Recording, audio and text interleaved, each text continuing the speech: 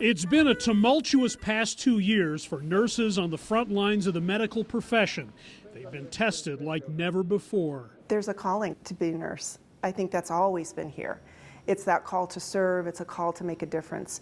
I think that COVID probably highlighted that even more. Dr. Tammy Spencer is with the University of Colorado's College of Nursing, where interest from prospective students has been strong in recent years, due in part, she argues, to the pandemic. I think it piqued their interest. I think that they saw the tremendous impact that it has. Enrollment in nursing programs increased 5.6% nationally in 2020 from the year before. Future nurses believe they matter. It's such a versatile career where you can help people in many capacities. How do I take care of their mental needs, their physical needs, their spiritual needs? And how do I make sure that their family is also involved in their care? That's where nursing really can shine. I like the fast pace. I like the quick critical thinking. I like the skill set that you need to have. And yet, nursing can also be emotionally draining. Moral distress is a big piece of what we're seeing now with nurses leaving the profession. According to one survey, 2/3 of nurses say they've thought about quitting the industry. A number of them, citing stress and burnout, already have. That's contributed to severe staffing shortages in some areas.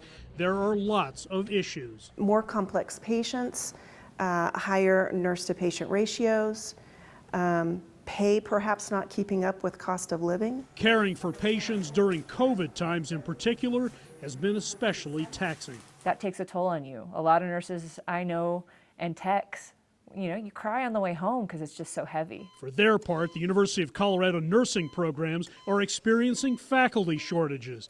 They've evolved to put a greater emphasis on mental health first aid for nurses, pausing before going into a patient's room, recognizing signs of depression. What we want to do is develop and graduate a student who is in tune with that so that they stay in the profession for a long, long time. The pandemic has shaped the thinking of many nursing students. I think for me, it's strengthened kind of my resolve on what nursing can be and should be. There's so much bad and gross in the world that to be a part of the good feels really nice. According to the U.S. Bureau of Labor Statistics, demand for registered nurses is expected to increase 7% by 2029.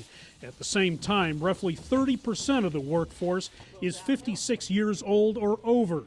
New nurses are entering the field at a critical point when they're needed more than ever. It's exciting and nerve-wracking at the same time. Hendrik, Sybrandy, CGTN, Denver.